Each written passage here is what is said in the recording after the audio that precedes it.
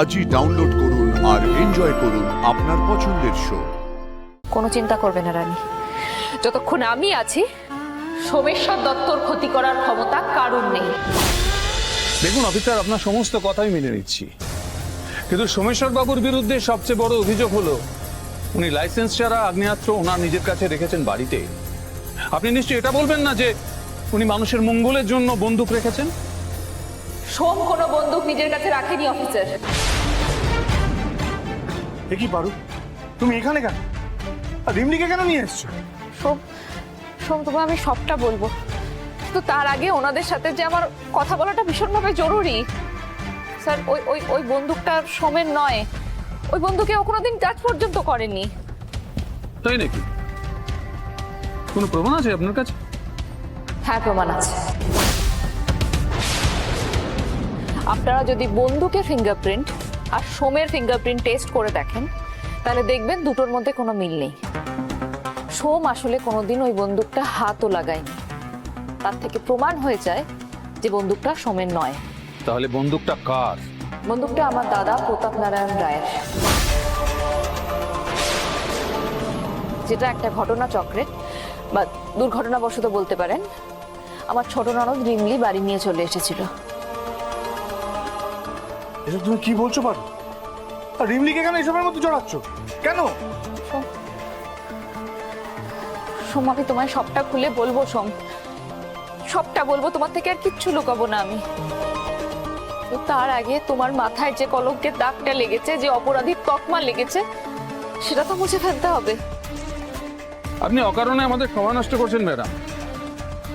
একটা বাচ্চা মেয়ে রাস্তা থেকে আপনার দাদার বন্দুক কুড়িয়ে নিয়ে চলে এলো, আর আপনারা কেউ লক্ষ্যই করলেন না। এসব গাল গল্প কেউ বিশ্বাস করবে? স্যার, আপনারা যদি একটা বার আমার কথা শুনে ফিঙ্গারপ্রিন্ট টেস্টটা করিয়ে নেন না, তাহলে আপনারা বুঝতে পারবেন যে আমি গাল গল্প করছি না। আপনারা দেখবেন ফিঙ্গারপ্রিন্ট টেস্টে দুখানাই ফিঙ্গারপ্রিন্ট আসছে, একটা রিমলির আর একটা আমার দাদার। আর সেই জন্যই আমি রিমলিকে আজকে এখানে নিয়ে এসেছি, এইটুকু বাচ্চা মেয়েটাকে, যাতে আজকে আপনারা আজই ওর ফিঙ্গারপ্রিন্টটা টেস্ট করে দেখে নিতে পারেন।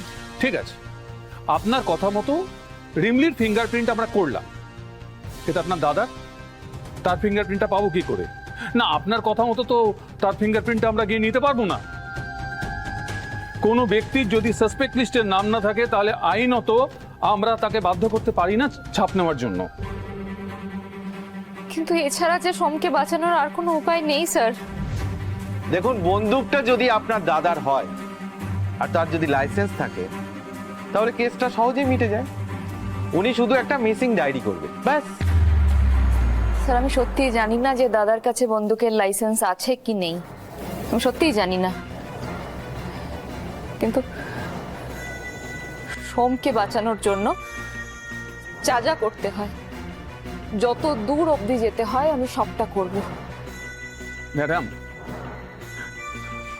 আপনি অকারণ ঝামেলায় জড়াচ্ছেন। সাসপেক্ট লিস্টে আপনার বাড়ির সকলের নামই আসবে, কারণ যেহেতু বন্দুকটা বাড়ি থেকেই পাওয়া গেছে। কিন্তু আমি শুনলাম যে আপনি একজন ডাক্তার। তো যে মানুষের জীবন দেয়, সে যদি একটা বেআইনি আগ্নেয়াস্ত্র রাখার কেসে জড়িয়ে পড়ে, তাহলে কিন্তু তার লাইসেন্স, মানে ডাক্তারি লাইসেন্সটাও ক্যান্সেল হয়ে যেতে পারে। আপনি সেটাও মনে রাখবেন। পারু, পারু, তুমি এখান থেকে চলে যাও, যাও, আমি বলছি। আর রিমলিকে এসবের মধ্যে জড়িও না।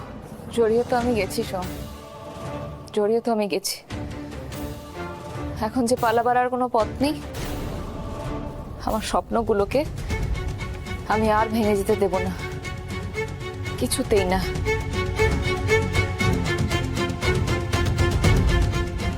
পারু, পারু, কোথায় যাচ্ছ? এসো, চলো। পারু, শোনো। পারু, পারু, যেও না রিমলিকে নিয়ে, শোনো।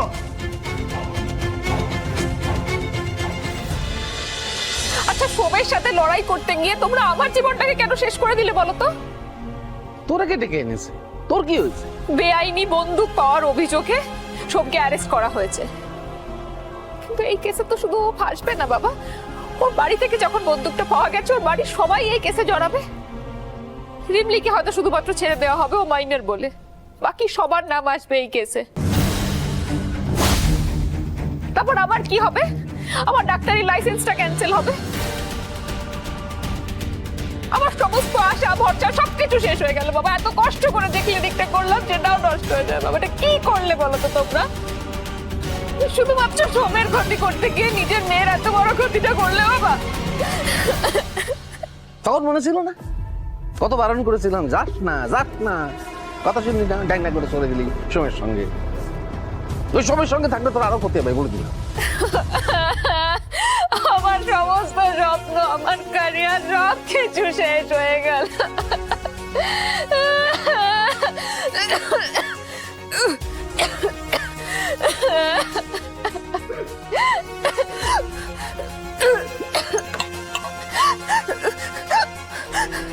কাঁদিস না কাঁদিস না কাঁদিস না, আরে জল খা। চিন্তা করছিস কেন? আরে বাবা তো আছে, হ্যাঁ বাবা আছে, সব সামলে নেবে, তুই একদম চিন্তা করিস না। তুই শুধু ওই বাড়ির থেকে এই বাড়িতে চলে আয়। জলটা নে, ধর। আবার কাঁদে, খা জলটা খা খা।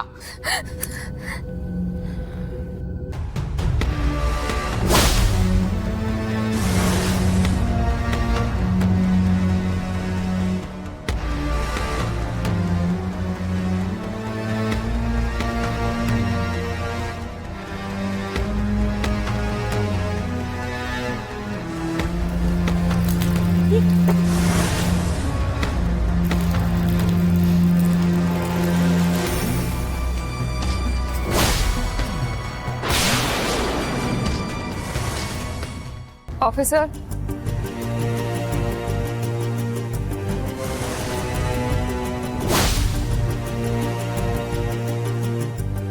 এতে প্রতাপ নারায়ণ রায়ের ফিঙ্গারপ্রিন্ট আছে।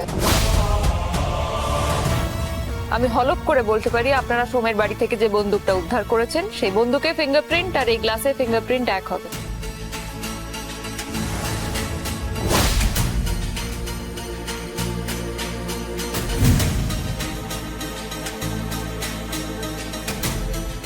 এতক্ষণ অভিনয় করছিলি তুই, এর মানে কি?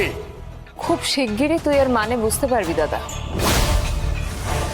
সেদিন রাতে রাস্তায় তোর সাথে কয়েকজনের মারামারি হয়েছিল, সেই রাতেই তোর বন্দুকটা খোয়া গেছে। আমার বন্দুক খোয়া যাওয়ার কথা পারো কি করে জানলি? না না, প্রতাপের কোনো বন্দুক টন্দুক নেই। সময় সবকিছু প্রমাণ করে দেবে বাবা। রানী, সেদিন তুমি তোমার সিথি সিঁদুরের সম্মান বাঁচানোর জন্য নিজের দাদামণির বিরোধিতা করে ওই কুলাঙ্গারটাকে বাঁচিয়েছিলে। তাহলে তুমি ভাবতে পারছো যে সোমের মতো একটা সৎ ভালো মানুষকে বাঁচানোর জন্য আমি কত দূর অব্দি যেতে পারি? কোনো চিন্তা করবে না রানী, যতক্ষণ আমি আছি সোমেশ্বর দত্তর ক্ষতি করার ক্ষমতা কারুর নেই।